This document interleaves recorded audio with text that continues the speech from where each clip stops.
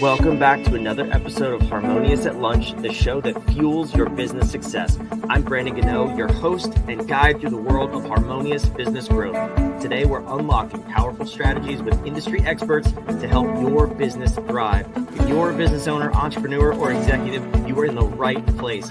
Join me and our incredible guests today on the journey to clarity, growth, and success. It is time to revolutionize your approach to business. Let's dive in with another episode of Harmonious at Lunch. All right, welcome into another episode of Harmonious at Lunch. I'm jacked up for today's episode. For those of you listening and watching, Ellen gave me 3 topics for today, or titles for the episode, and you got to just check these out because it frames the whole conversation. The first one was how to run a 6-figure business while living on a sailboat. Like, that had me excited. I don't know how you feel about it. The other one was how to generate more sales by following your intuitive guidance. Okay, pretty good. And then 3 steps to getting out of it, just making enough in your business. I mean, which one do we pick, right? So I may just title the episode all 3 and just say that I'm super excited. The sailboat one has me very curious. So we're going to dive into that. But no, this is a fun conversation we're going to have today. And before we dive in any further, let's welcome our amazing guest, Ellen. Thank you for being here. Thank you for having me on. I'm super excited to dive into the sailboat thing, as I alluded to off screen or before we started recording. But we decided that your term that you go by is a life alchemist, and I want to dive into more of what that means and how you show up in the world and help people build businesses that they don't have to run away from. Yeah, well, one of my clients used that term the other day and I really loved it. So I've kind of stolen it a little bit because it's really all about how you've been led into gold. You know, that's kind of the basis of alchemy. And really what I'm doing for myself and for others is taking the lead of the things we don't like, the things we're creating that we don't want to have so much in our life, and actually spin that and turn that into gold. You know, creating a life that is gold for us, something I call the lush life, that is exactly how you want to be living your life in the way that you want to be living it, with no expectations from yourself or anyone else as to how that should be. And when we're in kind of the lead, we're often living based on those expectations that we have in life, you know, based on conditions, assumptions, guilt, expectations. I call it the cage, CAGE. And really it's about stepping out of your cage and creating that gold for yourself, that lush life for yourself, and a business that supports you to do that, based on what you love, not based on what other people think you should be doing. Yeah, that's amazing. And I talk to business owners all the time, as I'm sure you do, and it's a struggle.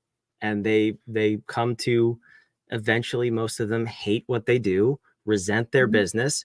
Full disclosure, in my last business that I sold, I was there. I hated it because it became something that was so far from what I designed it to be in the beginning that I just had to get away from it. And I'm sure you come across people like this, but I'm curious for you, did you have that experience in your past? And is that what led you to this new way of building businesses? Yeah, I think I was actually working in a corporate business when I kind of found out a lot about the premises that I'm working with today. And, you know, common, I guess, with a lot of people, I was successful in the career. I had the trappings of success, but I wasn't really feeling that fulfilled. And I was working all the hours, you know, I was doing good 50, 60 hours a week, never seemed to be enough, always felt like I should be doing something more. And I realized that I had just got very disconnected from myself and what I truly wanted. I was operating based on what I thought I needed to be successful, and not actually based on what I would truly love. So I started shifting the way I was operating. I started working based on my intuition more. I started working based on what brought me joy more. I let go of the ideas of what I should be doing and started doing things more that I loved. And what I realized was I was working a lot less. I was having a lot more fun. And I was being a lot more productive at work. And so actually I was enjoying what I was doing a lot more. I would knock off early on a Monday and I'd go to an ice skating class, and I'd do spin on a Tuesday, and I would leave early on a Wednesday and go to art class. And yet all my work was getting done, and I was still getting these accolades at work. But what I realized was that didn't really float my boat in terms of my purpose and what I wanted to really create in the world. And that's when I left my corporate gig and spent a couple of years sailing on boats and starting and building my business and creating a business very intentionally and very intuitively, in line with who I wanted to be and my values in the world. And I think you're so right, because people often leave their corporate job, and I see them do one of two things. They, we take ourselves with us. So they either kind of take themselves with them and they end up in their new business working just as hard with all the same challenges they had before, or they reject everything from their corporate career and they end up kind of floating around, but having no structure and making not much money. And so I've seen people do both of these different things. And by kind of operating more intuitively, by operating though with some structure and bringing the two together, you can actually create a business that you love, but with a lot of ease and effortlessness in it. As you know, I was in St. Lucia last week because I'd been ill. I decided I wanted to go get a week in the sun while I was out there, and I cancelled some things. I was like, I don't need to do that this week. Chill and recuperate as well. And that's what it's about, is creating a business that supports the life you want to live, which may not be on a sailboat, but for me it is. For me, I can assure you it's not on a sailboat. I have a thing about boats, so I give you a lot of credit. But I'm curious. I mean, it's not easy to build a business. It's probably a lot harder to build a business in the middle of the ocean, or any body of water for that matter. How do you go about doing that first and foremost, and then teaching other people to build businesses by, not stressing about all the things that you should do according to other people? I'm curious to dive into that story. Yeah, well, there's kind of so excuse me, I'm still recovering. There's three elements, really, for a business. There's what you're doing, your delivery with your clients. There's finding new clients, and then there's kind of like the back office admin, accounting type stuff, right? If we could break it to the three simplest areas. And so, in terms of creating new clients, I've always done that very intuitively. I've let go of how I should create clients. I do things that are aligned to me. So I would find clients on sailboats. I would meet people on trains. I would sit next to somebody on an airplane, and wherever I went, wherever I traveled, I would get clients. I'd travel somewhere, a friend would say, hey, well, could you just run a workshop for a few of my friends? And I'd pick up some clients, and they referred me to people who referred me to people who referred me to people. And so that's kind of how the business built. And then I would have a few days in a fortnight that I would work with clients, and then I'd be sailing for some of the rest of the time. So the kind of clients merged a little bit more around the sailing when I was traveling full time, and everything else just kind of fitted into the small spaces. And now, since I moved back to the UK and I've been living on my boat, that's changed a little bit because the business is bigger, I'm growing, I'm doing different things. So this summer I've organized to take 2 months off from the business so I can have 2 months to go sailing. So the structures will change over time because the business will change, the business will evolve. So it's about not holding on too tightly to it, but just continuing to remind yourself about what it is that's really important to you, and creating a business and a structure that supports that, and not assuming it's going to be hard. I think we assume it's going to be hard, so we have to do all of the things, and that creates it feeling like it's hard, rather than really connecting with what is true for us and most aligned for us, and then allowing that to guide us, and knowing that when we're in alignment with that, things will just come to us more effortlessly and more easily. Yeah, it's such great advice too, because when we first talk to people, usually their business is in some state of chaos, and they're running around like a chicken with their head cut off, doing all these different things. And the advice that they've been given is just go outsource it, hire a VA. And our first question always is, do you need to do it? Like, why are you doing that activity in the first place? And it sounds like that's very much in line with how you've built your business, because it'd be impossible to take 2 months off from a business if you have your hands in everything and you're trying to just do. So how does that philosophy resonate with how you go about building your business and helping your clients? So for me, it's about helping people tap into their own intuitive intelligence. So, we talk about our rational intelligence or IQ, we talk about emotional intelligence or EQ, but we don't really talk about intuitive intelligence. But it was Einstein that said, intuition is a gift and the rational mind a faithful servant. But we have created a society that honors the servant and has forgotten the gift. And so for me, I put structures in place so people can tap into their intuition and decide, of the 100 things they think they should be doing, what are the 3 things that actually are best going to serve them, and maybe it's not even in those 100, right? Because we have a tendency to not trust ourselves. That's one of the ways people really get stuck, is they don't trust themselves. So they want the next guru to tell them what to do. And, everyone's out there selling their right way of doing something. And there is no right way to do anything. But, you sit on Facebook, there's all these ads, all these different right ways of doing something because it worked for that person. And then it worked for them and their business. So then they sell it to someone else. So you're sat there going, oh my God, I've got to do all of these things. I've got to be on every social media platform. I need to do YouTube. I need to do Instagram. I need to do this. Oh, now I need to learn about referrals. Oh, now I need to be writing articles. I need to be blogging. I need to do all of these things. And none of those people did all of those things. Yeah. And so for me, it's about, supporting people to really connect to the truth of them and go, what is it that's going to work for you, that you're going to love doing, that's going to support your business, and helping people hang out with the tension of not knowing, hang out with the tension of feeling like we should be doing everything, because I get it all the time. Like my cage, I call it, ego is telling me, hey, you should be doing all of these things. You need to get more clients. You need to be doing this. And whenever I get into that mode, then things just like slow down in my business. And when I step back from that and get back into just doing the things that I love, clients show up for me, and it's helping people hang out with the tension of being uncomfortable and continuing to do the things they're getting intuitively that can support people to make it so much, easier. Do it with ease. Yeah, oh man.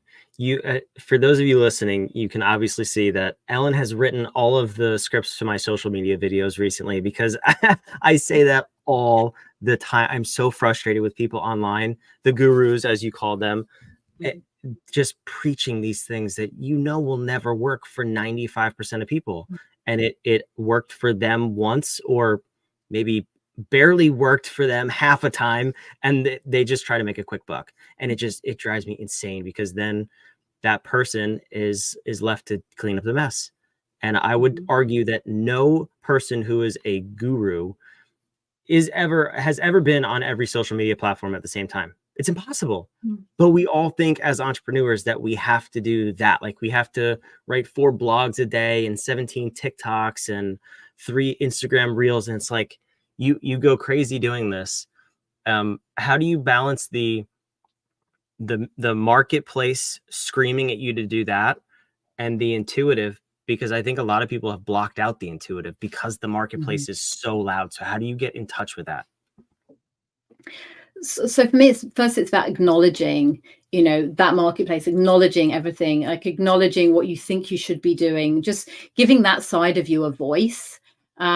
But it's kind of like the 3-year-old, that you strap in the passenger seat and then say, that's great, I'm listening to you, but I'm going to drive the car now, right? And then it's choosing to give yourself that space, whether it's meditation. I have a few intuitive practices that I share with people that allow you to come into a space where you can turn down the noise and choose to kind of tune in, if you like, to a new channel. Choose to tune into the channel of, what I call that human spirit, that spirit that's within all of us, that higher intelligence. And the more you do that, the easier it becomes. The more you give yourself that space to just listen and to receive, rather than to do. It's like, when we first started, remember like the old dial-up modems, if you're old enough to remember dial-up modems, it took forever to download anything. And that's kind of where we're at now with our intuition very often, if we've not been practiced. But the more you do it, it's like you get this 200 meg broadband line to your intuition, and then you receive it a lot more readily, a lot more easily. But it takes practice to do that. And everyone, people ask me, does everyone have intuition? Yes, everyone has intuition. You just may be more or less connected to it, or more or less used to listening to it, or also acting on it, because very often intuition will give us something. And the amount of times people say, oh, I knew I shouldn't do that. Or, I got that, but it didn't make sense to me, so I didn't do it. And that's the thing. Intuition is never going to make sense to your rational mind. But if you get it and you follow through on it, it'll come to you more and more. Yeah, well, that kind of leads me to the next question that got brought up in my mind, is like, you connect with it, you turn the volume up on it, however you want to phrase that. How do you trust it? Like when you are coming from the mainstream of, I need to do everything, be all things to all people, and then you finally quiet that thought, then the next most obvious thought would be, well, is that the right thing to do? Can I trust myself? Can I trust that this is the right thing? So what does that look like? What I generally say to people is you won't trust it, until you followed it and you see the benefits coming off the back of it. Because if you wait to trust it, well, you'll never do anything. Yeah. So there is a leap of faith involved. I just kept following my intuition to, I was away sailing and I just kept getting to go to America and run a workshop, go to America, run a workshop, go to America, until I did it. And I ran a workshop and 2 people showed up, and I was like, okay, well, and then, but those people inviting other people, and suddenly I had this business, and then so many people come and go, hey, could you come and teach this to my teams? And it was just all of this organic, listening to the very next step. And so I have learned over the last kind of 9 years to listen to it, because I know it hasn't steered me wrong. But the first time it's like, really, so there is that leap of faith. And that's one of the biggest questions I get asked is, how do I know if it's my intuition or if it's like the voice of my ego pretending to be right? There's all of these different, and these different questions. And we start small in listening to intuition, and then we can get bigger and bigger and bigger. Yeah, that's such good advice. If the little voice is saying do cocaine so you can get more done during the day, like, that's not your intuition, probably speaking. But the rest, you can, safe to say, you can try it out and see what happens. But no, that's good advice. Okay, so I love this. I love really building your company based off your intuition, what feels right, because you'll obviously have more energy and more enthusiasm to run that business. But then I kind of look at the flip side of, like, this is easy, not easy, more simple for solopreneurs or entrepreneurs with a very small team. What if you've built a big business and you have 50 employees, and now you're starting to think this way, but there's 50 lives at stake? I mean, what does that process look like? Because you may have to rebuild your entire company. Is that a common thing that comes up with your clients? Yeah, so I work with quite a few people in like bigger corporates. They're running organizations of like 50, 100, 200, 250 people. And I've worked with businesses that had like 70, 80, 90, 100, 200 employees globally.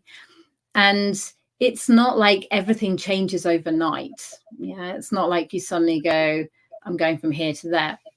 Maybe that's possible, but I do work with the premise that says, if it serves your highest, ultimately it's going to serve the highest for everybody else. And so if you get to switch your business and change it, if that really is the truth, if that serves you, that's going to serve the world. It's ultimately going to serve all of the employees as well.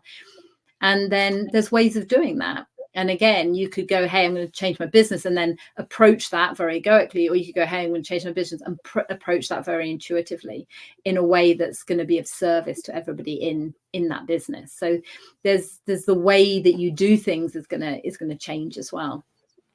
But usually what I find is most people are very close to what they want to do. Very often I call it the shadow career, or the shadow business. It's close to what people really want, but they haven't fully stepped into and owned exactly what it is that they want to do. And I worked with a client recently. She did a few different things in her business, and working more and more intuitively, she came to realize actually what her real truth was, what her real purpose is.